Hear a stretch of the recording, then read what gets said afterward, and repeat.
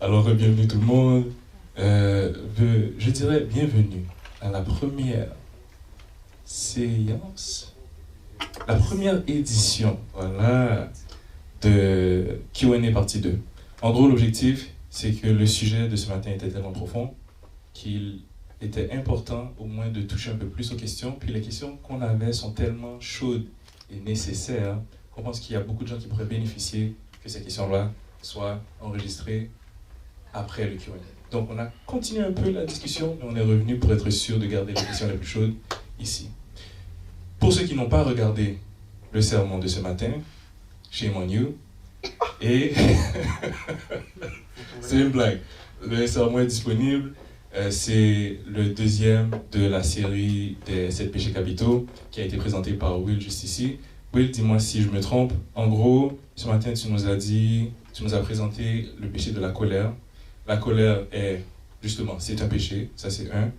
Deuxièmement, tu nous as parlé du fait que notre corps est le temple du Saint-Esprit. Et puisque c'est le temple du Saint-Esprit, lorsqu'on a un esprit de colère, c'est pas le bon esprit qui est en nous, donc il nous faut travailler là-dessus.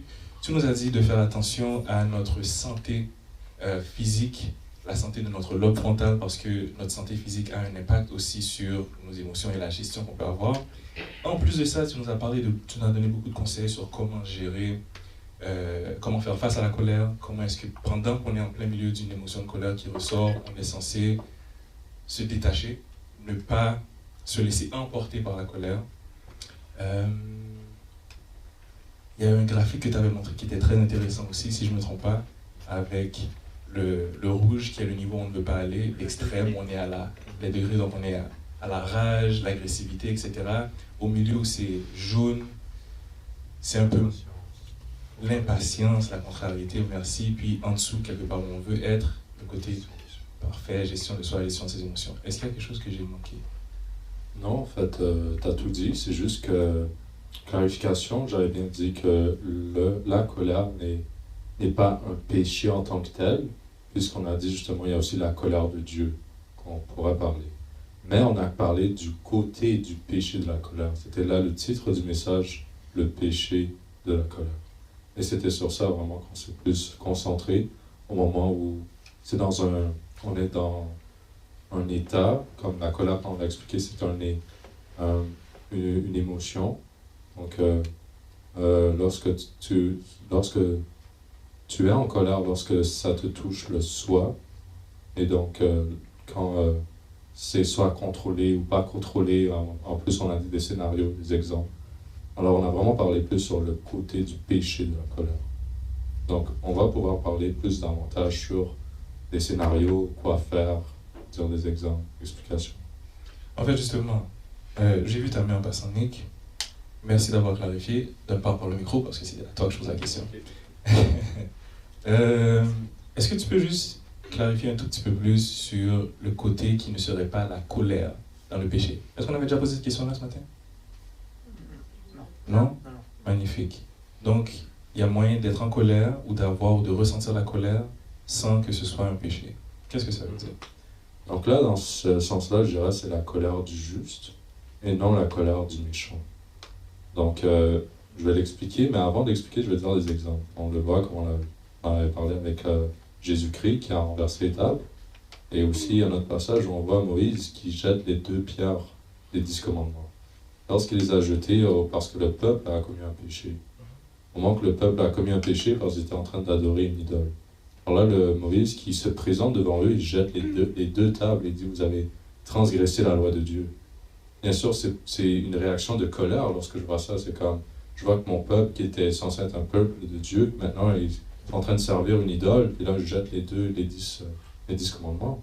Ou comme encore Jésus il voit qu'il y a la marchandise qui se passe au temple de Dieu, maintenant, je renverse les tables. Donc là, ça, c'est on va dire, comment je réagis. Là, on dit, ok, c'est comme une colère, comme une colère de Dieu. Puis comme on sait aussi que les gens, pourquoi ils n'aiment pas l'Ancien Testament ou apprécient moins, parce qu'on voit souvent Dieu qui exerce ses jugements et montre sa colère. Bien qu'on sait qu'il est lent à la colère, mais on voit sa colère qui se manifeste. Non, pour répondre à la question, comment on sait la colère? Juste être sûr. Ouais. L'exemple de Moïse que tu as donné, moi, de mémoire, c'est pas un bon exemple. C'est ça que tu allais dire? C'est pas, pas que c'est pas un bon exemple, mais Dieu n'a pas approuvé cette colère. Il a brisé les tables, puis ensuite Dieu s'est frustré et lui a dit, va refaire les tables toi-même. Bon, c'est vrai, Dieu s'est frustré. Est-ce que c'est pas la raison pour laquelle Moïse n'a pas vu la terre promise? Non, c'était un autre, c'était autre chose. Quelqu'un se rappelle exactement c'est quoi? Le rocher. Il n'y a pas un micro dans l'assemblée? Ah, c'est bon, c'est bon. Pour les 10 commandements, Mais c'est le même principe. pour les 10 commandements, Parce qu'il était allé du peuple. Ouais. C'est À peu près le même truc. Désolé frère, vas-y. mais c'était pour dire, pour les 10 commandements, Dieu n'a pas désapprouvé ce que Moïse a fait. Parce que Moïse a démontré ce geste comme quoi le peuple a brisé la loi, donc il a jeté les 10 commandements. Bien sûr, après ça, il est revenu vers Dieu pour refaire d'autres tables. Mais là où Dieu a désapprouvé ce que Moïse a fait, c'est lorsqu'il a frappé les pierres 2 fois, et que là, il a comme exercé une impatience. Et que là, Dieu, après, l'a dit justement que parce que tu as péché, tu ne rentreras pas à la terre promise. J'ai le micro. Alors, en gros, je vais donner le micro, je promets. Donc, l'impatience, jeter l'étape par terre, c'est pas un problème. Donc, si je suis en colère, je frappe quelque chose, que je le jette par terre, c'est pas une mauvaise chose. Ça, c'était comme Jésus qui a renversé les tables. Ça, c'était comme Jésus qui a renversé C'était comme Jésus qui a renversé les tables. Ok. En tant que tel, quand Moïse a jeté les 10 commandements, c'était pas un acte de colère incontrôlé. Ok. Mais quand il a frappé la roche, ça, c'était un acte de colère incontrôlé. Ça marche. Ça marche. Donc, je vais suivre. On va aller avec la logique. En plus, il y avait des questions chaudes dans l'assemblée aussi. On va aller avec Nick qui avait levé la main en premier. Ensuite, ça sera... T'as fini avec ta question? Ok. En fait, moi, c'était plus pour amener un point. Peut-être que ça serait plus simple d'utiliser des mots différents. Parce que c'est beaucoup plus facile. Il faut quand même faire la distinction entre les deux. Mais c'est plus facile d'avoir la difficulté avec la nuance quand on utilise le même mot pour les deux. En anglais, exemple, on appelle ça wrath. En français, la vraie traduction, c'est courroux. Alors, dans notre cas, on peut utiliser le mot courroux versus la colère. Right? So, c'est juste ça, peut-être ça serait plus simple aussi de l'exprimer comme courroux plus que juste la colère. Et c'est quoi la différence? Colère et rage. Ah, j'ai entendu quelqu'un dans l'assemblée dire la sainte colère, les gens qui parlent de sainte colère. Un saint courroux, ça se dit ça? Je pense que oui, comme une sainte colère. God's wrath. Comme, je pense que c'est David. Tu sais, des fois, il parlait des ennemis. Il parlait de ses ennemis, ces gens qui te haïssent, ou des choses comme... Je pense que c'est... On peut qualifier ça d'une sainte colère. Et je crois aussi, tu sais, en termes de distinction, je vais surtout parler en tant qu'humain. En tant qu'humain, c'est normal, quand quelqu'un transgresse mes valeurs, c'est pas supposé être comme « Ah, je suis correct avec ça. Right? » C'est une réaction normale que lorsque certaines lignes sont transgressées, à ce moment-là, la colère, c'est une réaction qui est normale. Maintenant, c'est ce que tu fais avec, c'est à quel... Tu sais, on parlait de degrés, c'est à quel point que tu te rentres dans ça. C'est là qu'on tombe dans un territoire où est-ce qu'on sort de la colère régulière, puis on tombe dans le vice du coup. Je reprends. En gros, c'est quand c'est le degré, c'est le niveau de colère, à un certain point, c'est trop. Est-ce que c'est quand on perd contrôle que ça devient la rage et le wrath?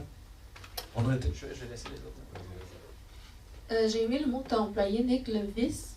J'ai l'impression que ça a beaucoup à voir, comme dans l'exemple de Moïse, par exemple, il l'a fait une fois, je comprends, tu l'as fait de colère. Mais là, peut-être la deuxième fois, c'était pas la même colère, c'était vraiment par vice, justement, de colère. C'est quelque chose qui s'est reproduit et tu n'as pas travaillé sur la colère que tu avais ressentie auparavant. Et c'est ça, il y a comme un désir de, comme William avait dit ce matin, il y a un désir de se venger. Moi, Je vais... Oui, vas-y, désolé. Je pensais qu'il y avait une main dans l'assemblée. J'aime beaucoup l'exemple que tu as utilisé. En fait, William, dans la prédication qu'il a fait, il a pris le temps de nommer qu'on avait un corps qui représentait le temple de Dieu. Donc, l'Esprit de Dieu est supposé régner dans notre vie. Puis, la colère, en fond, pourquoi ça devient un péché? C'est quand la soumission n'est plus à Dieu, mais envers la colère. Donc, dans le cas de Moïse, il avait une mission à accomplir avec les 10 commandements que Dieu lui avait donnés. Mais à cause de la colère, il n'a pas accompli sa mission, il a brisé les 10 commandements. Dans le cas de Jésus, dans le temple, il a accompli la justice de Dieu. Donc, au final, son geste a réparé l'injustice qui régnait dans le temple, qui était, il n'était pas supposé avoir de la marchandise dans le temple à ce moment-là. Donc, le fait qu'il était en colère, sa colère avait pour but de réparer une injustice. Puis, la finalité, en fait, de l'action, ça a été de justement rétablir un équilibre. Donc, je pense que ça dépend vraiment de... Est-ce qu'on se soumet à qui lorsqu'on est sous la colère? Est-ce qu'on se soumet à notre colère ou à Dieu? Peut-être même plus. Quand tu dis soumettre, moi je vois l'esprit et je vois le contrôle. Parce que le gros problème de la colère, c'est la perte de contrôle. Ouais. Puis la raison pour laquelle, je vois ta main, la raison pour laquelle les tables renversées, c'était pas la même chose que la colère du vice, c'est que c'était quand même contrôlé. On parle de Jésus, qui est maître de lui-même, etc. D'accord? C'est contrôlé. Il y a une grosse différence entre la table est renversée parce que je n'en peux plus. Vous connaissez le meme sur Internet, là, on tourne les tables. Il y a une grosse différence entre ça ou bien entre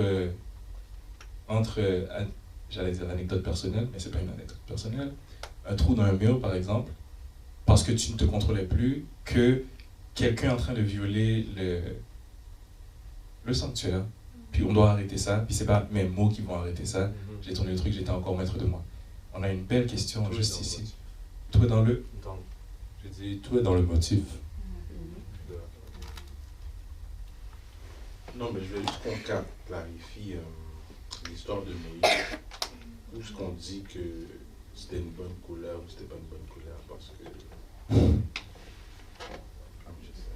Je paraphrase. Si j'ai bien compris, c'est pas assez clair pour toi qu'on accepte la colère de Moïse comme étant qu'un instant, c'est une bonne colère, un autre moment, c'est une mauvaise colère, c'est ça? Parce qu'il a donné... Ouais, vas-y. Mais c'est pour juste bibliquement parlant, juste pour être sûr, comment on détermine si la colère de Moïse, quand il a brisé les tables, les commandements, était une bonne colère ou c'était une mauvaise colère? À qui dit? Moi, je dirais priorité au prédicateur. Ouais, ça me dérange pas. Ok, donc moi je dirais que les chapitres l'expliquent. On voit que Moïse a brisé les 10 commandements. Quelques versets plus tard, il se représente devant Dieu. Si c'était un péché, il n'aurait pas pu se présenter devant Dieu. Il aurait fallu qu'il se sanctifie de nouveau parce que Dieu il disait, avant même de vous présenter devant moi, sanctifiez-vous. Donc là, ça aurait été écrit comme quoi il a dû se sanctifier à nouveau ou se purifier à nouveau. Il faut se rappeler, c'était ça le rite du sanctuaire. Donc là, à place, ce qui est écrit, c'est qu'il a jeté les 10 commandements, puis il retourna vers Dieu. Donc si c'est un péché, il n'aurait pas pu se tenir devant Dieu et voir aussi Dieu se manifester. Mais l'affaire, c'est que la deuxième fois, quand il a frappé la roche, c'est Dieu qui s'est après présenté devant lui et qui a dit « Voici ce que tu as fait, je te juge ». Et le jugement, c'est « Tu ne verras point la terre promise ». Et là, on voit le péché qui s'est manifesté. Parce qu'il a désobéi directement à Dieu. Dieu lui a dit de taper une fois. C'est ça, Exactement que tu le dis dans le micro. Ouais, juste pour appuyer le point de William, c'est que quand Dieu a demandé à Moïse de taper la pierre une fois, puis Moïse a explicitement tapé 2 fois. C'était un commandement direct, on va dire. Je ne sais pas si ça l'aiderait parce que c'est dans Exode 32 que l'histoire se trouve, qu'on lit le passage, puis peut-être le lire pour le clarifier. Vas-y. Exode 32 à partir du verset 19. Et comme il approchait du camp, alors il descend là, vers le peuple, comme il approchait du camp, il vit le veau et les danses. La colère de Moïse s'enflamma, il jeta de ses mains les tables et les brisa au pied de la montagne. Il prit le veau qu'ils avaient fait et le brûla au feu. Il le réduisit en poudre et répandit cette poudre à la surface de l'eau et fit boire les enfants d'Israël. Moïse dit à Aaron, que t'a fait ce peuple pour que tu les aies laissés commettre un si grand péché? Aaron répondit que la colère de mon Seigneur ne s'enflamme point. Tu sais toi-même que ce peuple est porté au mal. Ils m'ont dit, fais-nous un Dieu qui marche devant nous. Bon, il explique pourquoi qu'il demande de faire le veau. Je leur ai dit que ceux qui ont de l'or, qui sont des bouilles, ils font le veau, etc. Juste parce que je ne vais pas prendre trop de temps avec ça. Moïse vit que le peuple était livré au désordre et qu'Aaron l'avait laissé dans ce désordre, exposé à l'opprobre parmi ses ennemis. Moïse se plaça à la porte du camp et dit « À moi ceux qui sont pour l'Éternel ». Et tous les enfants de Lévi s'assemblèrent auprès de lui. Il leur dit « Ainsi parle l'Éternel, le Dieu d'Israël, que chacun de vous mette son épée aux côtes, traversez et parcourez le camp d'une porte à l'autre, et que chacun tue son frère, son parent. » Les enfants des Lévites firent ce qu'ordonnait Moïse, et environ 3000 hommes parmi le peuple périrent en cette journée. Moïse dit « Consacrez-vous aujourd'hui à l'Éternel, même en sacrifiant votre fils, en sacrifiant votre fils et votre fille, afin qu'il vous accorde aujourd'hui une bénédiction. » Le lendemain, Moïse dit au peuple « Vous avez commis un grand péché. Je vais maintenant monter vers l'Éternel. J'obtiendrai peut-être le pardon de votre péché. » Moïse retourna vers l'Éternel et dit « Ah, ce peuple a commis un grand péché. Ils se font un Dieu d'or. Pardonne maintenant leurs péchés, sinon efface-moi de ton livre que tu as écrit. » L'Éternel dit à Moïse « C'est celui qui a péché contre moi que j'effacerai de mon livre. Va donc, conduis le peuple et où je t'ai dit « Voici mon ange marchera devant toi, mais au jour de ma vengeance, je les punirai de leurs péchés. » L'Éternel frappa le peuple parce qu'ils avaient fait le veau fabriqué par Aaron. Et donc, à nouveau, pour répondre à ta question, comment on différencie la bonne et la mauvaise colère, on remarque que la bonne colère, bibliquement, c'est lorsque on offense Dieu et je réagis par l'offense faite à Dieu. La mauvaise colère, c'est souvent quand il y a une offense faite envers moi et je réagis comme ce que tu as fait envers moi, ma réaction vers toi ou vers les autres, au pluriel. Donc, lorsque c'est vers Dieu, comme Jésus qui voit que lorsqu'il renverse les tables, c'est une offense qu'on fait à Dieu, ça me met en colère. C'est une colère auquel je veux que ce soit pour la justice, pour vindiquer Dieu. Donc là, ça c'est différent. C'est un nouveau motif que si c'est parce que j'ai été attaqué ou quoi que ce soit. Vas-y en premier, j'ai vu les deux mains se lever en même temps, mais... J'ai juste rajouté à ce que tu dis, parce que ce matin, on a fait la leçon, puis on a parlé d'esprit et de vérité. Donc, il y a l'esprit, il y a la disposition du cœur, puis il y a la vérité, donc la parole de Dieu, donc faire la volonté de Dieu, en fait. Agir dans la vérité. Donc, on peut être motivé, on peut avoir le zèle de Dieu, puis de ne pas nécessairement faire la bonne chose. On peut prendre l'exemple de l'apôtre de Paul, qui était seul avant, que lui, il croyait bien faire, mais qu'au final, il ne faisait pas nécessairement la volonté de Dieu. Donc, il faut faire attention, mais oui, on peut se laisser guider par la motivation de venger l'honneur de Dieu, mais il faut s'assurer qu'on, toujours, encore une fois, on reste soumis à sa volonté, à lui, puis qu'on est dans ses plans, on marche dans ses voies. Merci. Je voulais juste ajouter, ce matin, justement, tu avais dit que la colère est accompagnée du désir de vengeance. Mais d'après le passage qu'Yannick a lu, Dieu parle de sa propre vengeance. Donc, peut-être le problème, il est où est-ce que nous, on veut venger quand c'est quelque chose qui ne nous revient pas. C'est pour ça qu'on parle de la colère de Dieu, parce que la colère de Dieu implique aussi une certaine vengeance. Mais lui, qui est éternel et tout connaissant, ben lui, il sait juger exactement comment est-ce qu'il va gérer la situation. Commentaire rapide là-dessus. J'allais vraiment aller dans la même direction que les deux d'ailleurs, parce que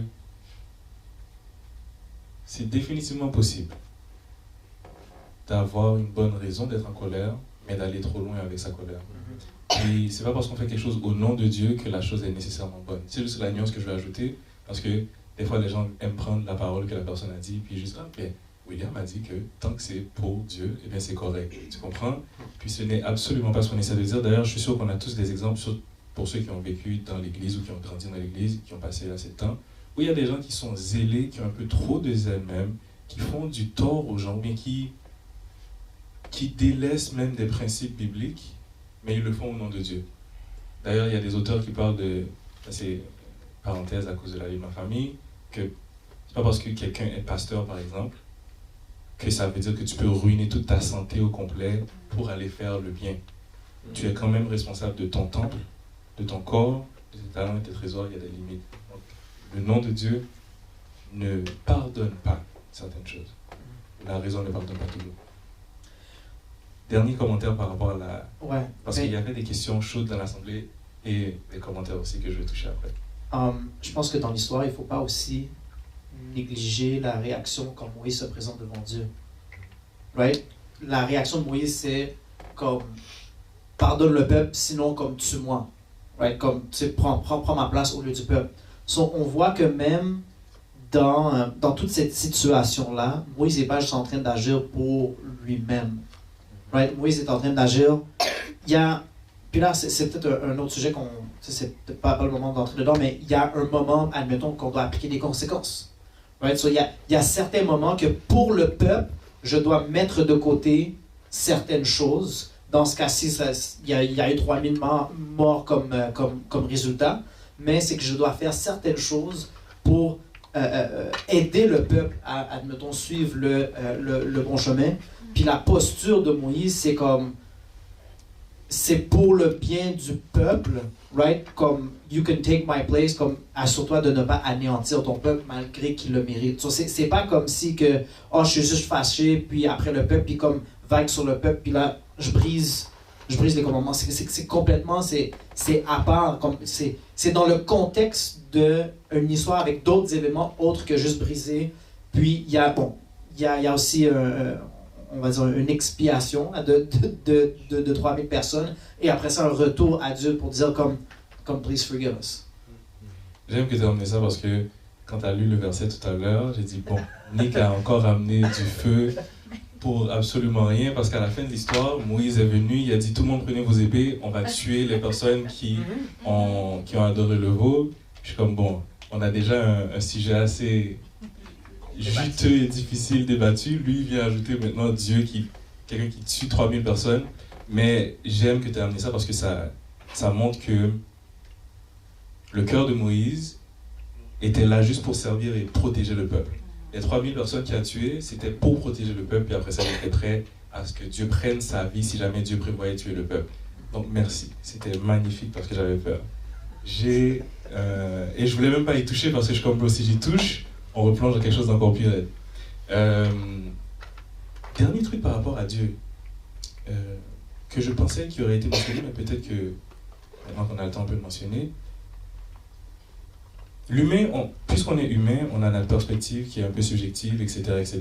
Et puis, on tend à préparez-vous pour un mot difficile, de l'anthropomorphisme, où on met les caractéristiques, en français s'il vous plaît, on m'a dit, alors anthropomorphisme, donc du latin anthro, et c'est peut-être en plus, mais anthro, c'est habituellement, c'est comme anthropologie, c'est l'étude de la science de l'humain, pas vrai?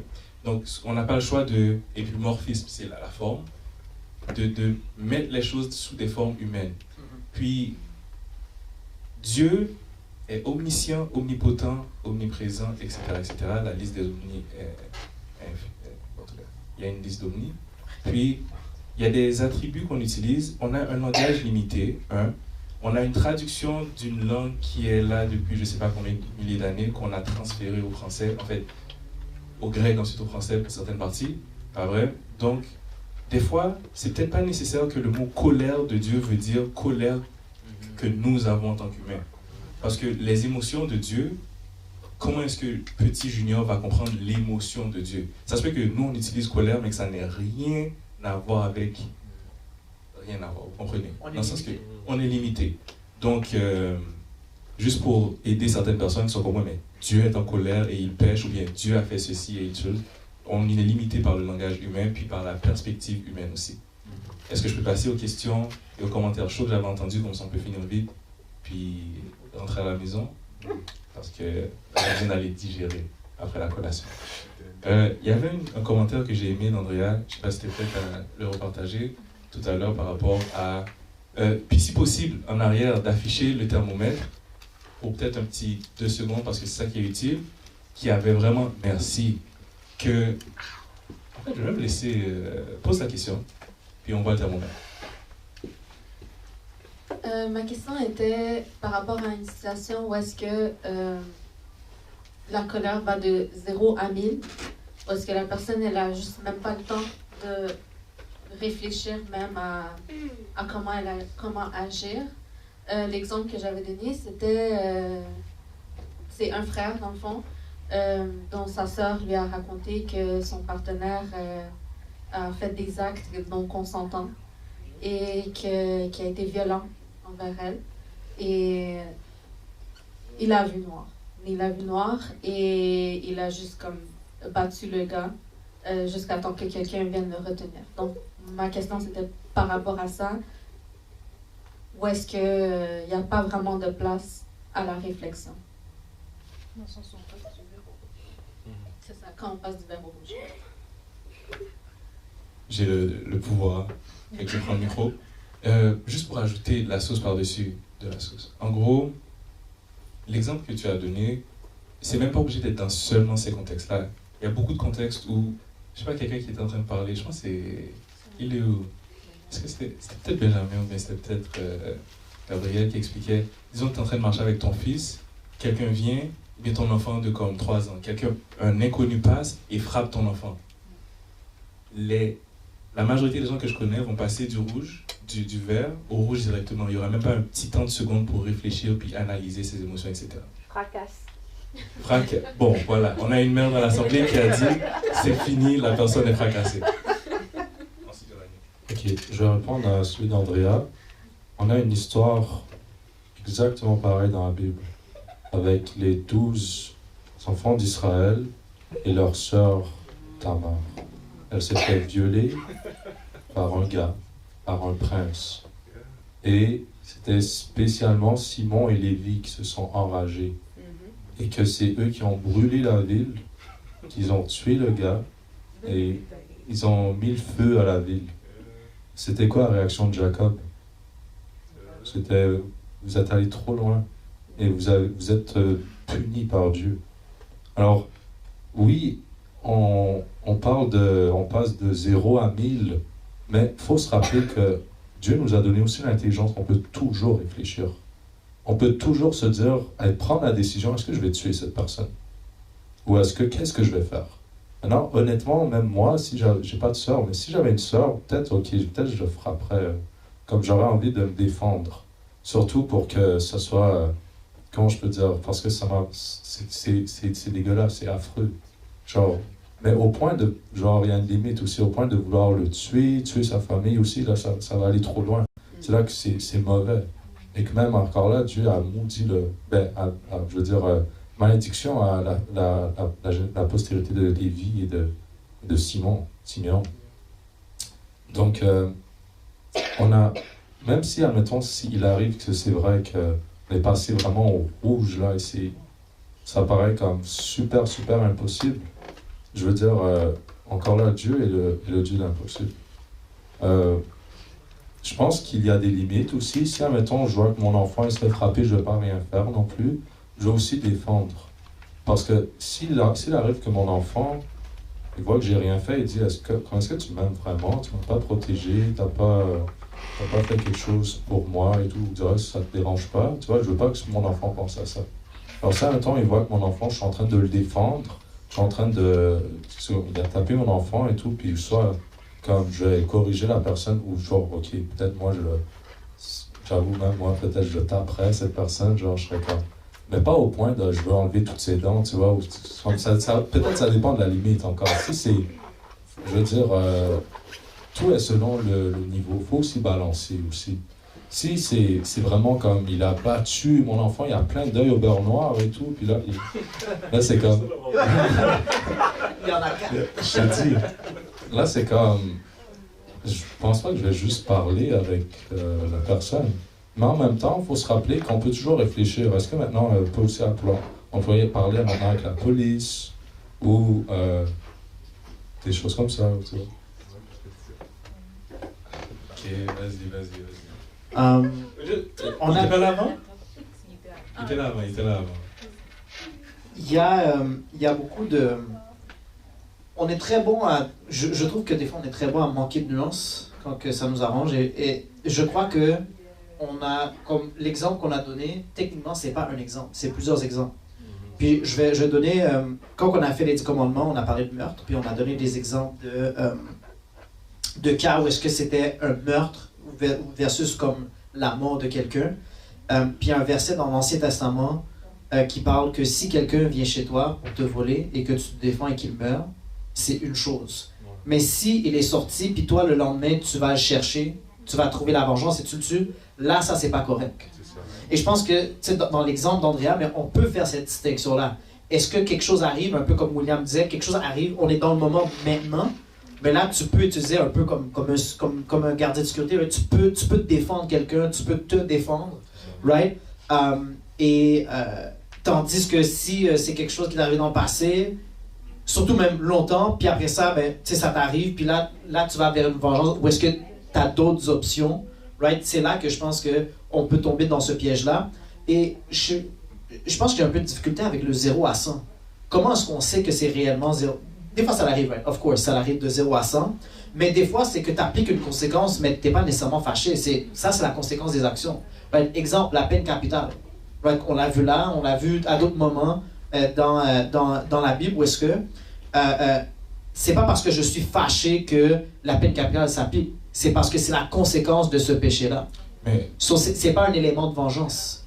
Juste parce que tu passes, il y a une différence entre moi, je prends la loi sous mes mains puis je vais aller chasser quelqu'un versus, admettons, une conséquence arrive à la personne, exemple qu'on l'amène en cours puis là la résultante c'est la peine capitale. Tu sais, c'est pas juste parce qu'il y a eu de la force, c'est automatiquement de la colère, c'est automatiquement, il y a un contexte plus large puis c'est peut-être un peu plus nuancé. Hein. Désolé, juste pour être sûr, parce que ça veut dire qu'on n'était pas sur la même page. Quand on parle de 0 à 100, je suis presque sûr que ce que tu veux dire par là, c'est ici. Le 0 à 100, c'est pas le comportement, c'est vraiment qu'est-ce qui provoque le comportement. Les 0 à 100, c'est le niveau de contrôle que j'ai sur moi et le niveau de contrôle que je laisse cette émotion avoir par rapport à mes actes. Donc 0 à 100, c'est pour ça que comme tu dis, si c'est la conséquence nécessaire, comme anecdote, ok, après ça je fais ça vite. Depuis qu'on était enfant, mon père, je pense que je l'ai déjà raconté ici, il m'a jamais, parce qu'en Haïti, surtout dans le passé, la fessée, c'était pas quelque chose qui était vu comme étant quelque chose de terrible. D'ailleurs, même ici, le nombre de profs qui disent « Man, les anciennes années me manquent », où je pouvais... les enfants en ce moment n'ont aucun contrôle.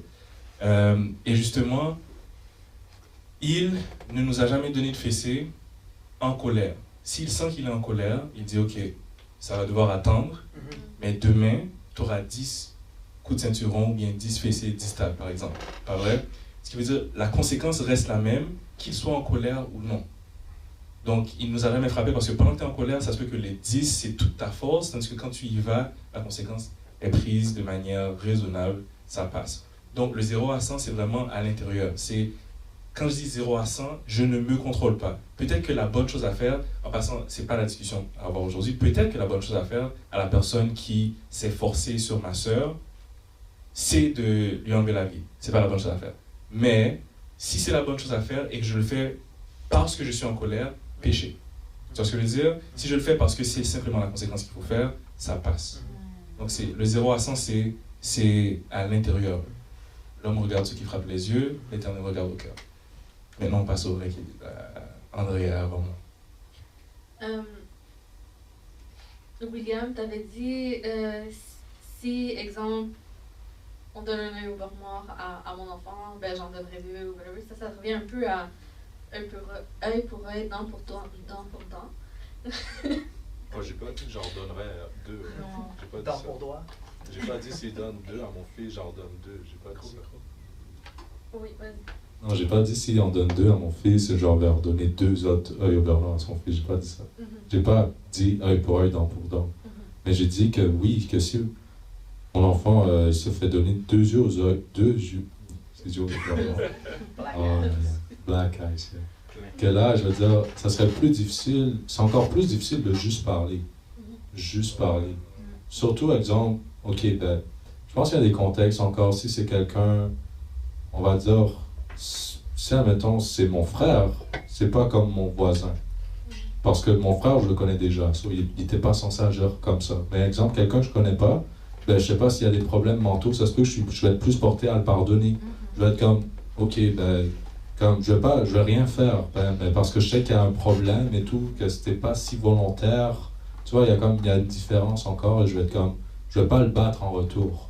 Mais quelqu'un, exemple, que je connaissais ou un ami très proche, puis il fait ça, et en plus volontairement, si c'est pas volontaire, ok, je vais rien lui faire, parce que c'est involontaire, c'était pas de sa faute, on va le pardonner, tu vois, moi ça serait ça logiquement. Mais quelqu'un qui fait volontairement et tout, je vais être comme, déjà il peut y avoir des problèmes avec la police aussi et tout, donc c'est dans ce sens-là que je dis la justice de Dieu aussi. Oui, ben en fait, c'est pas là où est-ce que je voulais en venir. Dans le fond, mais merci pour d'avoir éclairci. Mais dans le fond, où est-ce que je voulais en venir, c'était que j'ai l'impression, dans l'exemple que tu as donné, quand on parle de perte de contrôle, le degré de l'action, on dirait qu'elle vient peut-être quand Dieu te parle, quand Dieu, à l'intérieur de toi, te dit comme, OK, quand tu vas de 0 à 1000, tu n'entends pas la voix de Dieu. Là. Tu es aveuglé, tu es en perte de contrôle total. Donc, c'est au moment où est-ce que Dieu est comme OK, et là tu continues, c'est là que j'ai l'impression que, dans l'exemple que tu avais donné, là, j'ai l'impression que c'est là où est-ce que ça devient genre un péché. Je comprends. Je sais pas si quelqu'un peut mieux expliquer que moi. Moi, ce que j'ai compris, c'est, en gros, elle a à peu près réitéré l'idée que c'est la perte de contrôle le problème. Right? Le 0 à 1000, sans l'approbation de Dieu, tu as juste décidé je vais à 0 à 1000. Là, c'est un péché. Tu comprends? Mais la bonne nouvelle, c'est qu'il n'avait pas dit qu'il allait donner plein de yeux au beurre noir aux autres, comme elle avait dit. Vas-y, Petit. En fait, c'était pour l'exemple que tu avais donné sur les frères de Dina. Parce que c'est un exemple que ça m'avait traumatisé un peu parce que. Ah, c'est Dina? Non, c'est Dina. C'est Dina, hein? C'est ça, ok. C'est Dina, ouais. Donc, ça, on prend le temps de lire, c'est ça qu'on va lire maintenant, mais ils ont vraiment comploté sous la colère. Dans le sens où ils se sont arrangés. C'est ça, parce que à la base, Jacob, il a voulu réparer le mal qui a été fait. Je sais qu'il y en a plusieurs qui n'ont pas aimé ça, mais Jacob a dit, tu sais quoi, t'as violé ma fille. Puis le gars, il a dit, ben, tu sais quoi, moi j'aime ta fille, Ashley, j'aimerais la marier.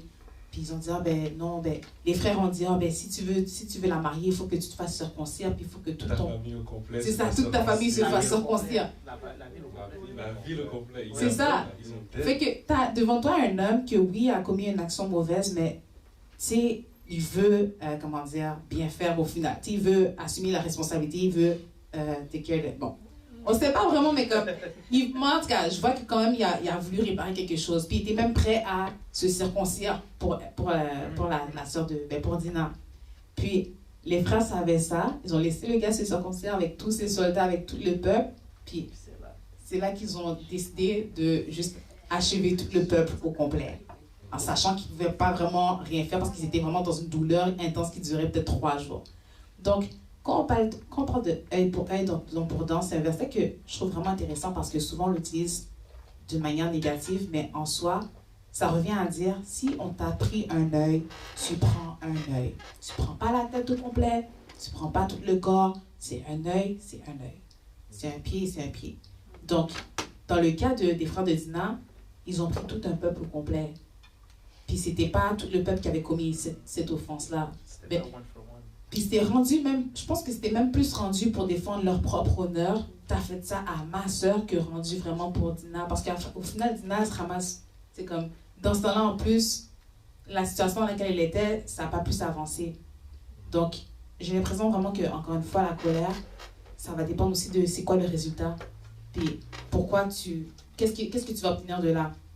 Honnêtement, dans le cas où est-ce que la personne a vécu vraiment quelqu'un qui a vraiment fait du mal à sa sœur, ça dépend de la personne qui se trouve devant lui. Si cette personne-là est, repentante, il y a un degré de, répercussion à avoir par rapport à cette personne-là. Si elle n'est pas repentante, puis qu'elle représente une menace encore pour sa sœur, normalement, en tant que frère, il veut protéger sa sœur. Fait honnêtement, je ne vais pas être du genre à prêcher qu'il doit se calmer. Je serais plus du genre à dire, mais je sais que ce n'est pas nécessairement bien, mais ce que je veux dire, c'est que j'ai l'impression que si c'est pour protéger, si le but c'est de protéger, de faire attention, de montrer que vraiment elle a quelqu'un, elle a un protecteur, puis tu peux pas toucher à ma soeur, c'est différent de juste se venger, puis le mal a déjà été fait, puis peu importe ce que tu vas faire, tu vas te ramasser en prison, tu vas pas pouvoir accompagner ta soeur dans tout ça.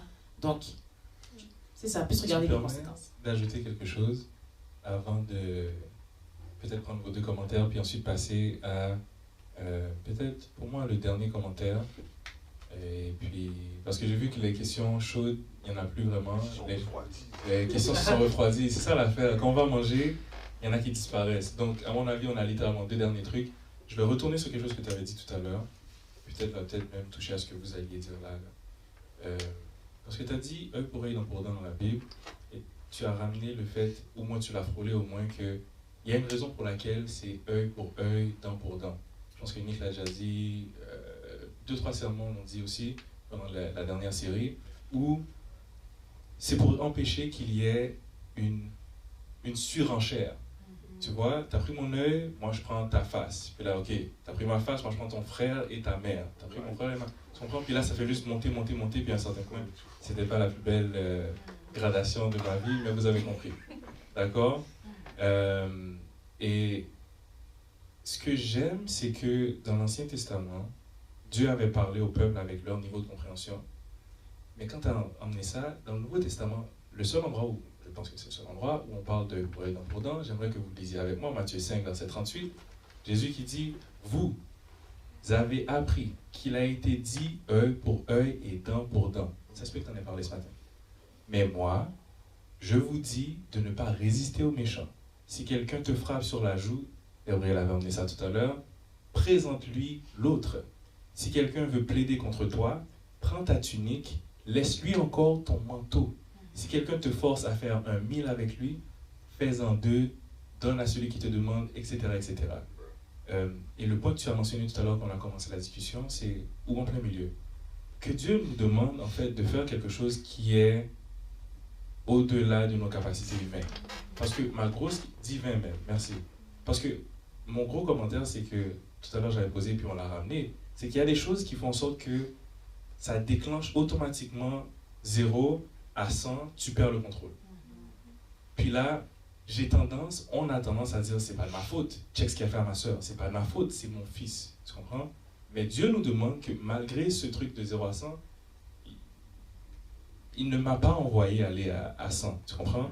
Je suis censé trouver moyen de rester dans le verre, etc., etc. Il nous demande quelque chose qui est surhumain, quasi divin, on ne peut d'ailleurs même pas le faire tout seul, d'où une partie de ton message. Merci beaucoup. Je vais prendre les 2 dernières interventions. Ensuite, j'ai une belle beau commentaire. Oui, monsieur. 3 interventions. Je vais juste dire avancer ça. C'est le recours à la prière.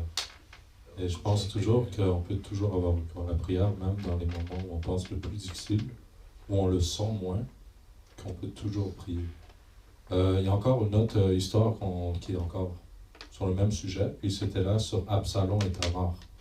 Que Absalom, sa sœur, s'est fait violer par son demi-frère. Et que là, lui, il a voulu se venger, il s'est vengé en tuant son frère, et il a tué en tuant son frère et même d'autres personnes. Puis pourquoi il a été fâché auprès de David? Pourquoi est-ce qu'il l'a détesté? Parce qu'il a vu comme si David, comme si il ne se souciait pas, comme si ça n'avait pas trop affecté. Comme quoi, c'est ça qui a... Maintenant, Absalom a développé une colère envers David. Et que maintenant, il s'est même retrouvé être l'ennemi de David. Donc, encore là, et je veux dire, Dieu, comment est-ce qu'il voyait Absalom après? Ou comment est-ce qu'il justifie ce que Absalom a fait? Absalom, on le démontre, on va le démontrer comme... On le compare avec Lucifer après. Lucifer et David, on va le comparer comme... On va le mettre comme à la place de Jésus. Alors, je veux dire, c'est vrai qu'Absalom a voulu se défendre parce que tu as violé ma soeur, mais encore là, est-ce que c'était la bonne chose? Comme, genre, tu tues ton frère, et après ça, tu quittes, et après ça, tu tues ton... J'aime que tu as mentionné en fait que cette colère-là ne s'est même plus arrêtée à la personne qui a commis l'acte. Ça s'est répandu à plus loin que la personne qui a commis l'acte. La colère, c'est tellement terrible. Tu as mentionné la prière. Oui, j'ai un micro dans les mains, je passe avant vous. Tu as mentionné la prière. Et des fois, on oublie le fait que la prière, on l'utilise pour chasser les mauvais esprits. Que la colère, pour moi, c'est une porte que tu ouvres à certains esprits qui vont entrer en toi et profiter. Parce que le moment où tu perds contrôle, c'est une porte qui est ouverte. C'est tout aussi pire que toute chose qui te fait perdre contrôle de toi. Substance, peu importe. Là, maintenant, c'est juste une porte ouverte pour que, bien tiens, maintenant, l'ennemi peut t'utiliser toi pour commettre un meurtre. T'utiliser toi pour salir la réputation des gens autour de toi, de ta religion, de ta famille, etc., etc., etc. Ouais. Madame. C'est moi? Oh, c'était pas toi? Amen. Ça fait une main de moins. Monsieur. Non, c'est pas vrai. Quoi, Moi, ce que j'allais mentionner là. Ah, ben tu peux, vas-y. Oui, mais moi, c'est une question. On peut répondre. On peut la répondre ok. après. Parce que moi, je voulais juste ajouter là sur le verset en Matthieu 5. Puis, je pense que c'est un peu ça aussi que je mentionnais tantôt. C'est qu'il faut comprendre le contexte des choses qu'on lit. Puis, ça, on parle surtout des relations interpersonnelles. C'est avec des personnes dans notre communauté, right? Alors, quand que tu es en relation interpersonnelle, puis quelqu'un te fait quelque chose de mauvais, tu dois avoir un caractère qui est prêt à pardonner, etc., qui agit d'une certaine façon. Quand que c'est dans un contexte, admettons, d'un pays où est-ce qu'il y a des lois, ou quand c'est un contexte de défendre quelqu'un, ben oui, en effet, tu as un devoir même de défendre des personnes. Alors, il faut comprendre que on a tendance à comme essayer de tout mettre dans le même bassin. C'est comme, tu peux jamais être en colère, ou tu peux être en colère, puis ça change pas. C'est comme, il y a des moments que tu peux, il y a des moments que tu peux pas. Il y a des moments qui ont des conséquences, puis il y a des moments que tu vas pardonner. Right? So, il y a les différents contextes, c'est Ecclésiaste 3, right? Il y a un moment pour toute chose. So, c'est très important qu'on discute de ces choses-là, quand on parle de ces versets-là, il faut comprendre le contexte dont ils s'appliquent. Alors, si quelqu'un a fait quelque chose de mauvais, puis on s'entend là, on aime ça utiliser des discussions comme quelqu'un a fait des avances qui ne devraient pas être qui étaient non consentantes, quelqu'un a utilisé la violence contre quelqu'un. C'est extrême, right? C'est pas la majorité des cas qu'on vit là, right? La majorité d'entre nous là, la colère qu'on a avec l'autre personne, c'est pas parce que elle m'a attaqué comme ça, tu vois, comme c'est pas ça là qui arrive là. Merci de pas de pas m'attaquer. Mais on comprend que tu sais dans la vie de tous les jours, right? Des fois, Junior m'a dit quelque chose que j'ai pas aimé. Ok, fine. C'est là qu'on peut travailler le pardon. Puis je vais pas aller de le fameux 0 à 100. Mais il y a certaines circonstances, surtout quand on parle, admettons, des conséquences par rapport à certaines choses qui ont été faites, qui doivent quand même être appliquées parce que sinon, ça devient comme une corruption. Puis c'est pour ça qu'il y a des moments que Jésus va absolument être pardonné, puis il y a d'autres moments qu'il va flipper l'étape parce qu'il y a un contexte pour toute chose. Si je peux rebondir sur ça, t'as une question? Non, micro. Ah, ok. Oui, on se connaît tous en tant que personne. Il arrive un moment où est-ce qu'on arrive à faire une introspection et on sait si on a des tendances à être en colère, à vouloir être agressif ou à la rage et tout ça. Donc, ma question c'était qu'est-ce qu'on peut faire par rapport à ça? William avait parlé de la prière. Mais est-ce que vous avez d'autres astuces, de trucs comme pour prévenir à ça et pour se préparer quand certaines situations arrivent, on va être beaucoup plus tempéré.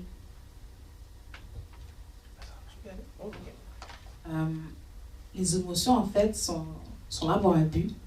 C'est souvent là pour nous aider à répondre à nos besoins.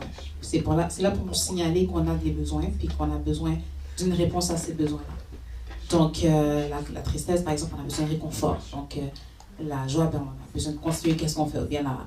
Bref, donc chaque émotion, souvent, c'est pour nous aider à répondre à notre besoin.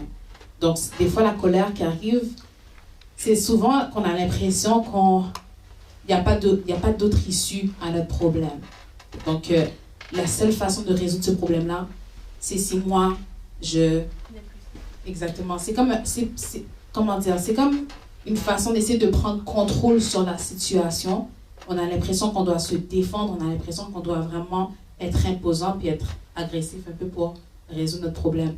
Mais quand on travaille justement sur les capacités à résoudre nos problèmes, on parvient un peu plus facilement à gérer la colère. C'est-à-dire, quand je dis résoudre les problèmes, je parle vraiment d'être capable de trouver des solutions. Donc, de chercher vraiment ce qui se passe devant moi, c'est quoi les avenues que ça peut prendre. Donc, d'ouvrir la porte aux options, d'ouvrir la porte il y a d'autres solutions, ça peut aider aussi. Ça, c'est quelque chose qu'on fait pas nécessairement sur le tas.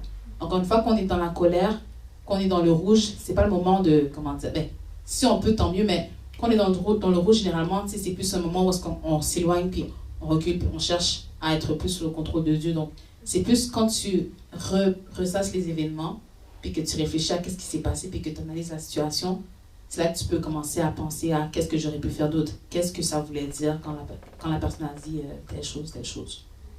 On a Nick aussi qui veut...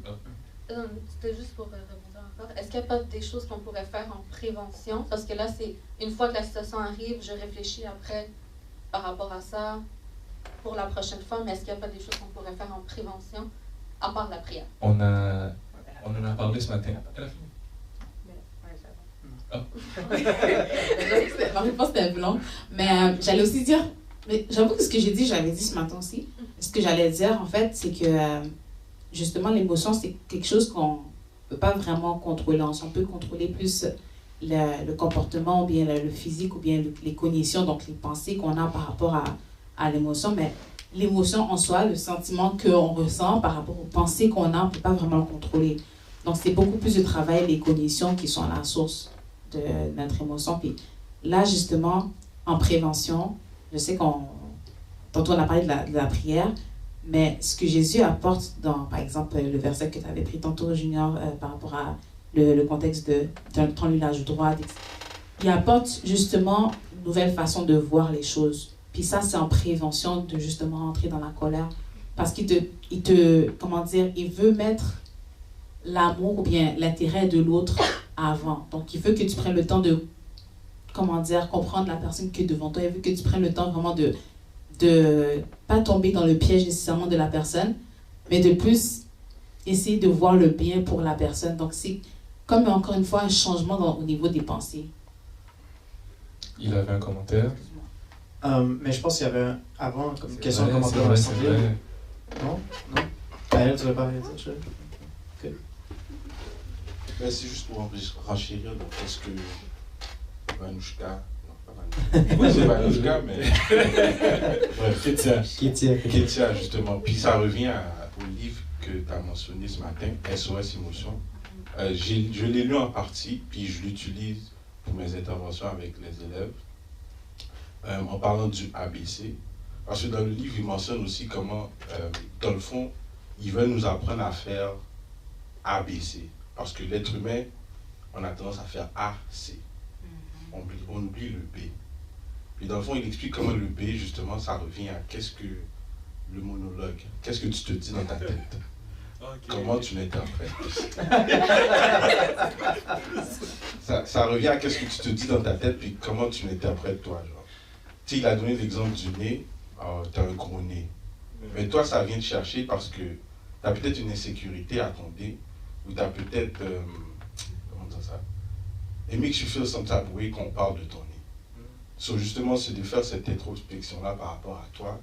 Qu'est-ce que tu n'aimes pas chez ton nez et accepter que tu as peut-être, aux yeux de la société, un nez qui n'est pas nécessairement le plus beau. Maintenant, c'est d'accepter que tu n'as peut-être pas ce nez, tu assez beau. Puis tantôt, il a donné la réponse genre, ok, j'ai un vieux nez. Qu'est-ce que je fasse? Malheureusement, c'est tough là, mais tu dois quand même accepter que tu as un nez différent ou qui n'est pas esthétiquement le plus beau aux yeux des autres. Parce que tant ils sont tant que tu ne l'acceptes pas, mais chaque fois qu'on va parler de ton nez, A, C. Donc il faut constamment aller dans cette rationalisation-là, dans le B, où tu cherches pourquoi cette chose-là vient m'affecter. Est-ce que tu peux expliquer c'est ça que j'allais dire. Mais A, c'était l'activateur, donc tu as un gros nez. Okay. B, c'était déclencheur, ouais.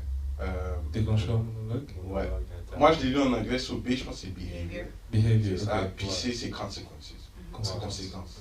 So, il faut que tu penses à, ok, c'est quoi, pourquoi ça vient me chercher, pourquoi ça me dérange autant. Puis quand tu es en mesure de faire A, B, A, B, C, c'est là que tu es en mesure de rationaliser, ok, la conséquence, mais ça ne mérite pas que j'insulte ou que je m'énerve ou peu importe sur la personne ou peu importe. Ça te permet de, ah ok, ça vient me chercher parce que je pense peut-être que j'ai un vieux nez, ok, mais maintenant qu'est-ce que tu peux faire par rapport à ça? C'est tough. C'est tough, mais c'est un peu ça, que le livre enseigne, c'est d'apprendre à faire ton ABC, D, E. Ça va jusqu'à E. Puis qu'est-ce que je fais avec l'intervention que je fais avec les élèves, c'est justement, je m'assois avec eux, puis sur leur site internet, tu as la feuille qui vient, puis tu as A, B, C, D, E, puis ils te disent, écris A, B, C, puis D, puis E. Juste pour que tu te pratiques. Dans le fond, je le fais avec les élèves pour qu'ils se pratiquent à faire inconsciemment, peut-être même consciemment, de faire cette étape-là. Ok, il m'a dit ça, ok, pourquoi? Ok, C, D, puis... C'est ce qui est dommage, je suis adulte, mais ça aurait été bien utile depuis... Puis... l'âge adulte, là. Content de l'entendre là. Tu dis ça, puis je trouve que c'est un très bon point parce que des fois, justement, c'est les élèves ou les enfants, ils ont cette réaction-là. Nous, on se fâche contre eux parce qu'ils ont eu cette réaction-là. Mais même en tant qu'adulte, till this day, on fait toujours assez, puis on a la misère de faire ABC, D, E nous-mêmes. So, vraiment, on ne peut pas avoir non plus ce expectation-là sur les enfants, quand nous-mêmes, c'est même pas maîtrisé. À la base, je les enseigne ça, mais même moi, je ne l'ai pas nécessairement maîtrisé. Même moi, je travaille là-dessus. So, il faut aussi comprendre qu'à la fin, ton 0 à 100, c'est quelque chose de daily.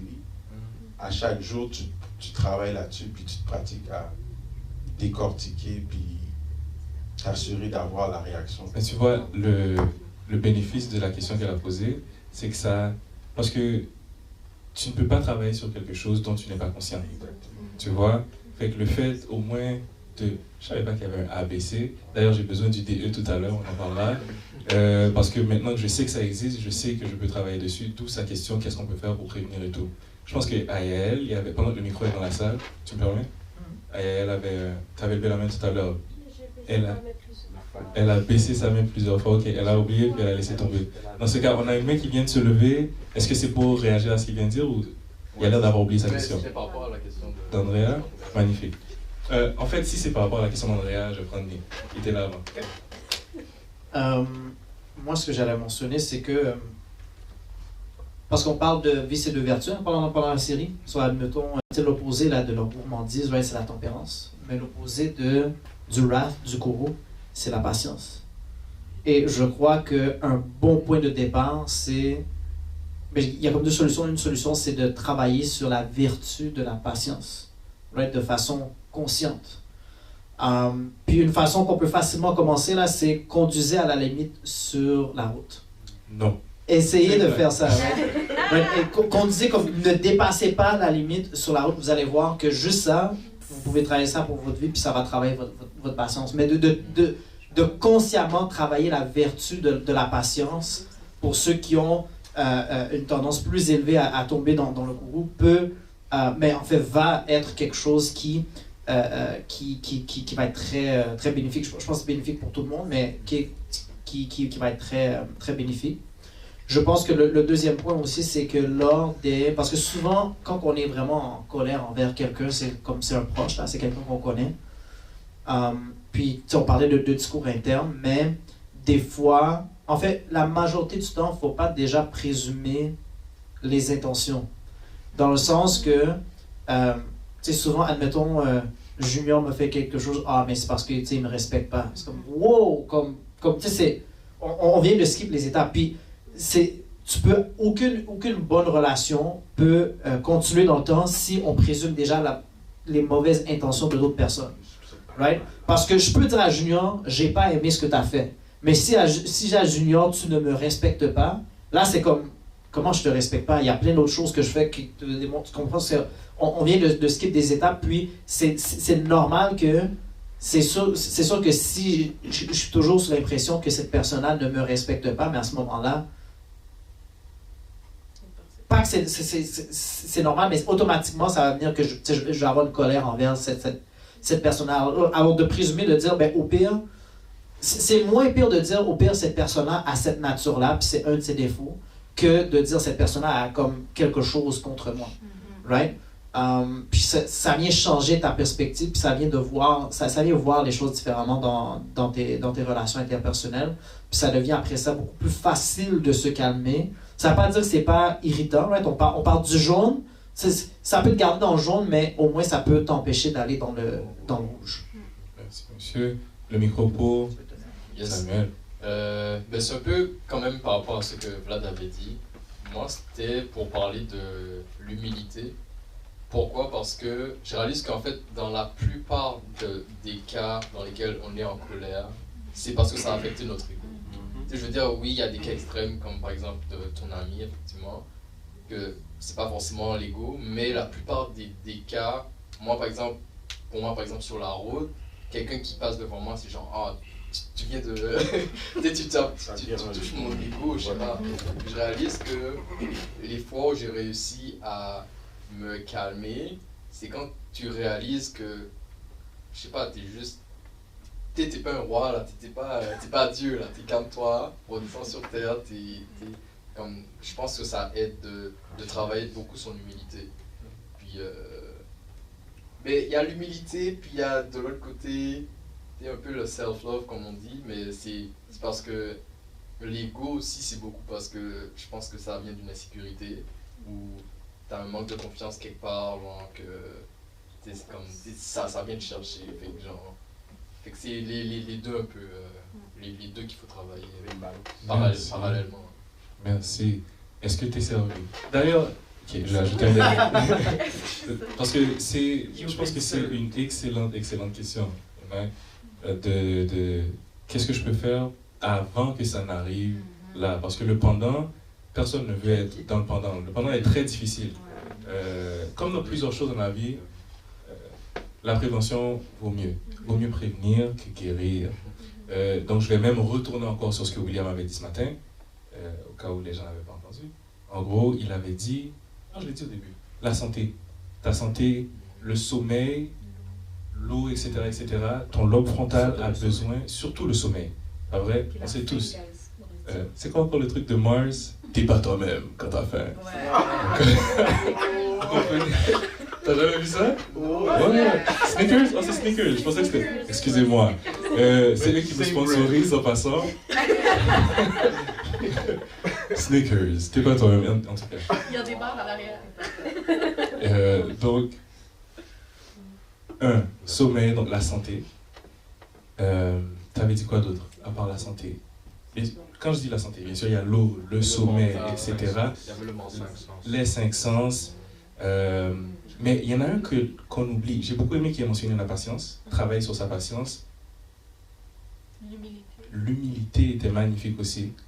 Puis il y a un dernier, lui il a mentionné dans le cas du rouge, mais on doit mentionner aussi que si tu as une bonne vie de prière avant aussi, ça aide. Parce que tu te rapproches du caractère de Dieu en tant que chrétien. Puis plus tu te rapproches du caractère de Jésus, naturellement il y aura de moins en moins de choses. Tu vas être loin à la colère, etc. etc. Donc, est-ce que nous passons au prochain, au dernier point? Ah, vas-y. Je peux juste ajouter la confiance. Rappelle-moi ton nom. Vladimir. Tu avais parlé de l'acceptation de nos défauts et tout ça. C'est comme d'être confiant entre qui on est. Plus on est confiant, ben plus on va pas être facilement affecté. Ça aussi, j'ai vraiment aimé. L'acceptation, c'est pas une blague, tu comprends? J'ai des anecdotes pour toujours. Fait que je vais m'arrêter parce que c'est pas nécessaire, mais if you own it, you know, qu'est-ce qui va se passer? Puis on a beaucoup de trucs que nous n'avons pas réellement own, nécessairement, puis c'est pour ça qu'on peut nous piquer avec ça. Tout à l'heure, quelqu'un pendant qu'on mangeait a dit, si on me dit que j'ai un gros nez, je vais dire oui, et grâce à ce gros nez, je peux sentir ta jalousie. Tu comprends? tu l'acceptes et t'ajoutes par-dessus, tu comprends? Juste vis avec. Donc avant de passer, c'est Benjamin, hein?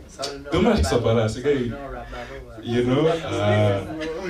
On prend une dernière main, après ça, dernier commentaire, et nous aurons peut-être les réactions par rapport aux commentaires, et ensuite on a terminé. Oui, monsieur. C'est vite fait, là. Ça revient aussi. Une chose que je dis aux élèves aussi, c'est. Tantôt, comment s'appelle la soeur avec Bianca ou Mia? La petite, c'est Bianca, non. Okay. La maman. il y a un cas, elle a posé une question par rapport à pourquoi c'est important de gérer ou de savoir c'est quoi la colère. C'est quoi une question de ce genre-là. Miroir. La question qu'elle a posée. Elle a parlé du miroir. L'effet miroir. Non, avant ça. Il y avait deux questions. Pourquoi il faut se soucier de la colère? Ouais, Pourquoi se ouais. soucier de la colère? Pourquoi c'est important? Puis, une chose que je dis aux élèves, puis que j'essaye d'appliquer, c'est important parce que tu ne veux pas être esclave de tes émotions. Tu ne veux pas que tes émotions soient toujours au contrôle de ta personne et au contrôle de tes actions. Parce que, puis je l'ai dit souvent, genre, si tu deviens esclave de tes émotions, tu deviens esclave de tout le monde parce que tout le monde aura cette possibilité-là de te contrôler. Si je veux t'énerver, je sais comment t'énerver. Si je veux avoir une réaction de toi, je sais comment avoir une réaction. Puis surtout, les élèves, parfois, ils viennent te chercher. Ils veulent avoir une réaction de toi. Ils savent comment te faire réagir. Puis si tu n'as pas le contrôle, puis veux pas aussi, parfois on a des gens dans notre entourage, ils peuvent venir nous chercher de certaines manières. C'est important d'être en mesure de contrôler ses émotions, même là, surtout la colère, parce que ça devient trop facile après ça que tu passes de 0 à 100 ou même de 0 à 50. So, l'introspection, puis de faire cette réflexion-là à qu'est-ce qui m'énerve, qu'est-ce qui vient me chercher, pourquoi ça me met en colère, je pense que c'est quelque chose qu'on devrait tous faire de manière générale parce que c'est ça la vie, quoi. J'aime tellement ce... En fait, j'allais juste ajouter que la colère emmène tellement de grosses conséquences. Meurtre, blablabla. Elle a demandé un dernier commentaire. Pression de sang. High blood pressure. Ouais. Tu peux le traduire pour moi. Attention. Pression artérielle. Ça, c'est comme ça. J'allais juste dire qu'il n'y a pas plus belle chose que d'être en contrôle de soi-même parce qu'après ça, tu peux facilement assumer et prendre responsabilité de qu'est-ce que tu as fait parce que tu étais là. Tu étais pleinement là. Proverbe 25, verset 28. Telle une ville forcée et sans muraille, ainsi est l'homme qui n'est pas maître de lui-même. Parce que tu peux avoir bâti la meilleure ville toi-même, blablabla, mais avec la colère, si tu n'es pas maître de toi-même, tout peut se détruire en une seconde. Une réputation que tu as pris des années à bâtir, tu te mets en colère, tu la détruis d'un coup, tu vas en prison, puis tout ce que tu avais accumulé est perdu, il ne vaut rien. Le dernier truc que je voulais emmener par rapport à la colère, mais ça c'est surtout pour les gars, je pense, non c'est pas vrai, les filles aussi. On oublie qu'il y a quelque chose qui est attrayant par rapport à la colère. Il y a quelque chose de nice quand tu es en colère. Tu te sens puissant quand tu es en colère, tu vois, tu es 10 fois plus fort. Tu as dit non? On dirait elle est comme non, pas moi. Ah ouais? Ok, bon, fait que c'est pas tout le monde. D'abord, c'est pas tout le monde, mais elle dit que c'est un power trip. Mais tu vois, thank you. Je pense que Et je sais qu'il y a... les gars sont plus dans cette tendance que Il a un bon point. Et n'oubliez pas que vous avez le micro, donc vous pouvez parler dans le micro. Il a dit que les gars peuvent... on a une tendance plus élevée. C'est pour ça que j'ai dit que Parce que les gars... c'est relié à l'agressivité. Puis un gars agressif, le testostérone. c'est beau. Non, justement, je sais que les filles aussi, et je sais aussi que... parce que par exemple, voici un autre aspect qui est attrayant à la colère, pas vrai? Parce que c'est non seulement le fait que tu es 10 fois plus puissant, right? Parce que tu as peur de rien. Mais justement, parce que tu as peur de rien, si tu es dans une situation où tu as peur, où tu as mal, je préfère aller dans une situation où maintenant j'ai 15 fois plus de puissance que ce que j'avais tout à l'heure. Fait qu'au lieu d'être, j'ai peur, on a parlé de mon nez, quand je suis fâché, je suis 10 fois plus... C'est juste plus confortable que d'être vulnérable. Merci beaucoup. Donc il y a deux aspects qui attirent. Surtout pour les gars, la puissance qui vient avec ça, t'es tellement bas, t'as peur de rien, tu comprends? Merci. Et vague sur ceux qui ne comprennent pas. Mais j'ai mentionné le truc parce que il y a littéralement des gens qui me l'ont dit, tu comprends? Qui ont expliqué que moi j'utilise ça, j'utilise la colère, j'aime être en colère parce que c'est une source de force, c'est une source de puissance. Donc c'est un piège. Je ne sais pas si vous avez des commentaires, surtout William, vu que c'était ton sujet, si tu as quelque chose à dire là-dessus, par rapport à l'aspect attrayant de la colère, non seulement la puissance, mais aussi le fait qu'on peut s'éloigner de la vulnérabilité. C'est quoi ta question? En fait, pour de vrai, je dis juste que c'est un commentaire. Qu'il y a un piège additionnel qu'on n'a pas mentionné du tout par rapport à la colère et qui est important. Ok, ben moi je dirais, faut juste parce que c'est dur. Parce que c'est dur. Parce que, encore là, si on se pose la question, est-ce que c'est une œuvre de la chair ou un fruit de l'esprit? Il faut toujours revenir à ce que la Bible dit. Le fruit de l'esprit, c'est l'amour, la paix, la joie et la patience, la bonté, etc., et la douceur. Alors que les œuvres de la chair, c'est l'animosité, querelle, dispute, division. Et ça dit que l'esprit n'est point en accord avec les œuvres de la chair. Alors, si, admettons, c'est beau encore et tout, mais c'est vraiment une question de ma foi envers Dieu. Est-ce que je suis connecté à Dieu ou je veux juste être connecté envers moi-même? Donc, encore question de vulnérabilité. S'il faut être vulnérable, mais tant que tu es connecté à Dieu, moi je dis, alors sois vulnérable. Mais tant que tu es connecté à Dieu, tant que tu sens pas que ton self qui est comme trop touché, tout your self must be dead. Alors c'est vraiment, faut rester connecté à Dieu. Si admettons tu veux, je sais pas, juste ça sort, extériorise, on peut encore tout dire en prière. Dieu est comme notre meilleur ami, c'est celui qui peut le mieux nous écouter, le mieux nous répondre. Donc moi, ça serait toujours ça, ma meilleure suggestion, c'est de ne pas aller vers la chair. La chair, on ne trouve aucune solution dans ça, on trouve les solutions juste dans l'esprit. Merci. Je vais prendre avant toi l'Assemblée, dernier point, puis ensuite dernier commentaire. Monsieur, c'est sur mute. Faut que tu le... Non, exact. Test. Ok. Mais en fait, ouais, c'est par rapport à ce que tu avais dit, par rapport à la colère qui fait que tu sens que tu as une confiance. Puis souvent, dans certains domaines, on va dire aux gars, par exemple, qui ont de la colère, ou aux filles aussi, utilise cette colère-là pour réussir. Genre. Puis c'est là que je me dis, c'est pas forcément négatif. Puis c'est là que tu disais tantôt, la colère n'est pas nécessairement négative, si c'est utilisé dans la bonne chose. Fait que si tu utilises cette couleur-là pour te channel, parce que, mettons, tu as eu des traumatismes, tu as vécu des choses, fait que la colère, elle est en toi, là, veux pas. Fait que tu peux utiliser cette couleur-là pour faire des choses, pour te drive, ça va te motiver, etc. Fait que là, je pense pas que ce soit négatif. On a 2 derniers commentaires, puis moi. Tu as exactement 10 secondes. Ok. En fait, ça dépend par rapport à ce qui est attrayant avec la colère.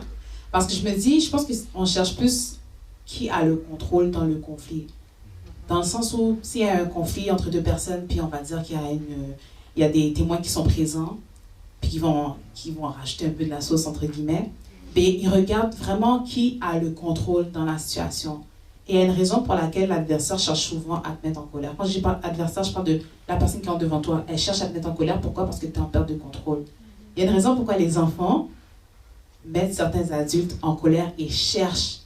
Parce qu'ils savent qu'au final, quand tu es en colère, j'ai gagné, je vais avoir ce que je voulais avoir. Donc tu vas perdre ou bien, peu importe comment tu vas réagir, j'ai gagné. Donc il y a quand même quelque chose qui peut sembler attrayant au début, mais à certains niveaux de la colère, il y a certaines parties qui te met hors de ton contrôle, puis la personne qui est à l'opposé de toi, qui a généré cette colère-là, elle sent qu'elle a gagné au final. Parce que justement, tu ne contrôles pas ce que tu vas dire, tu vas faire des gestes maladroits, tu vas être moins focus sur ce que tu vas faire, même dans tes attaques.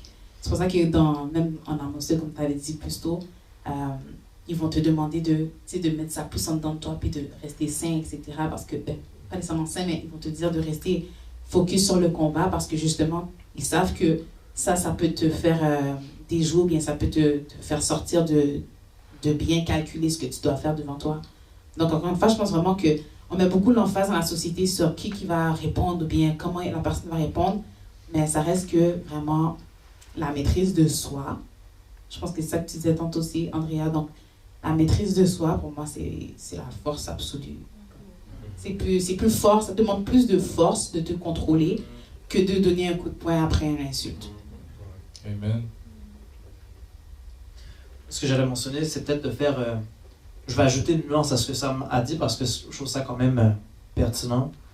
Je pense que c'est Frank Sinatra qui avait dit The best revenge is massive success. Mais il a utilisé un mot que j'aime bien, puis je ne sais pas ce qu'en français, channel. en anglais, right? Canaliser. Ouais, ok, canaliser, c'est ça. So, tu veux canaliser ta colère parce que l'objectif, c'est pas d'avoir la colère à l'intérieur, de la garder, let it fester, puis après ça, c'est ça qui t'anime, c'est ça qui te motive. Parce qu'après ça, si on est en train de dire, ben là, au tout début, on est en train de dire que la colère n'est pas supposée être la chose qui te motive à faire telle et telle chose, puis là, c'est comme si on dirait. Je pense que le mot canaliser, ça représente bien l'idée de tu veux canaliser ta colère. Admettons que, bon, j'étais battu quand j'étais jeune, intimidé, whatever, mais moi, après ça, j'ai un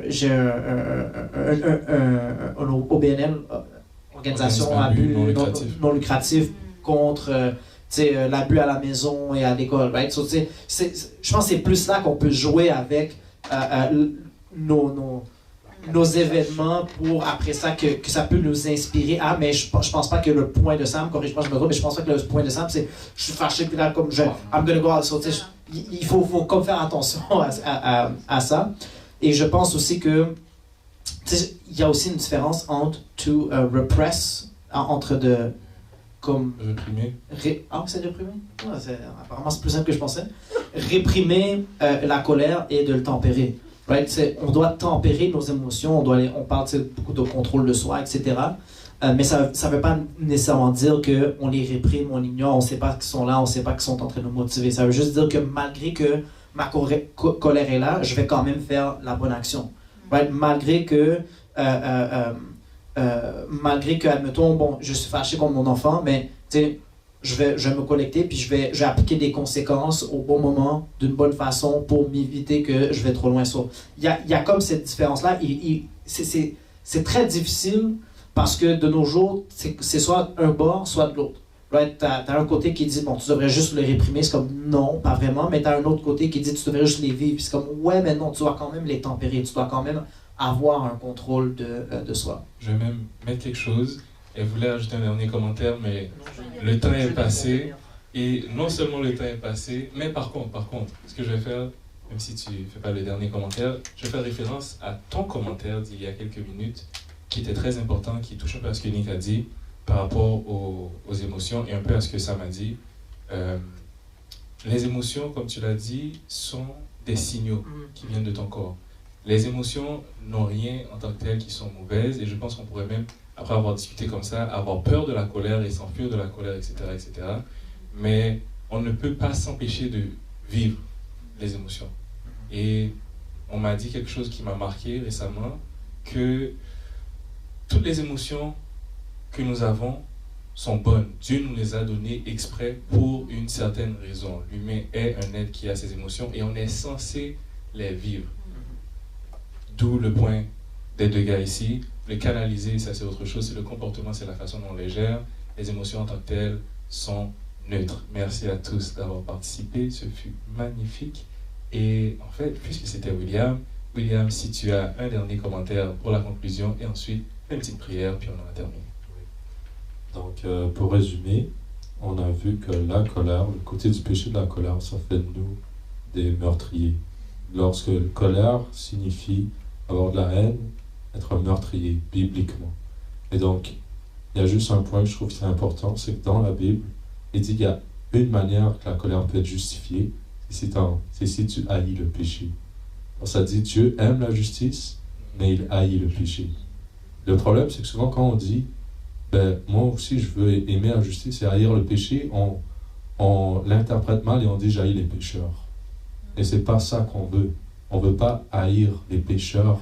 Et maintenant quand on dit, comme on l'a dit tantôt, la colère de Moïse, la colère de Jésus, la bonne et sainte colère, c'est quand maintenant, c'est l'offense envers Dieu, pour la justice de Dieu. L'affaire encore, c'est qu'on veut pas l'interpréter comme j'haïs maintenant les pécheurs, je suis en colère à cause des pécheurs et tout, mais c'est l'iniquité, c'est le péché qui doit être le problème, et que c'est ça qui, quand on parle maintenant d'émotions et tout, comment on peut se rejoindre avec Dieu, que Dieu aussi, il haït le péché, il veut mettre fin au péché, puis il veut exercer un jugement contre le péché. Et donc, moi, ce serait ça l'appel, ce serait qu'on puisse toujours tourner nos yeux vers la justice, haïr le péché, pourquoi? Afin qu'il y ait un point de péché en nous, qu'on ne laisse pas le péché avoir accès en nous, Et surtout qu'on remet toujours tout le contrôle en le Saint-Esprit. Alors sur ce, je vous invite à ouvrir la tête pour la prière finale. Éternel Seigneur Dieu, aujourd'hui nous avons vraiment eu ce sujet très touchant, très invoquant en fait sur la colère. Et vraiment, Seigneur, c'est un sujet que soit c'est très difficile à comprendre ou à gérer, mais Seigneur, nous trouvons vraiment nos réponses dans ta parole. Et par ton Saint-Esprit, nous avons la sagesse de bien agir, de bien se comporter, Seigneur. Et vraiment, ce que je demande, c'est que nous puissions toujours être connectés en toi et toujours trouver nos solutions en toi, Seigneur. Et surtout que tu puisses continuer à ouvrir notre intelligence, à nous donner de la sagesse, qu'on puisse grandir en toi, jour après jour, et surtout que tu nous protèges à ne pas commettre des actions qui peuvent être soit irrévocables, ou soit qui détruisent ou quoi que ce soit. S'il te plaît, Seigneur, nous te prions pour que tu continues à nous diriger. Nous te remercions pour tout ce que tu fais, et te prions pour que ton nom soit toujours glorifié à travers nos vies, dans peu importe ce que nous faisons. Merci, Seigneur, pour ce moment que nous avons eu. Bénis chacun d'entre nous. Nous prions dans ton Fils Jésus. Amen. Amen.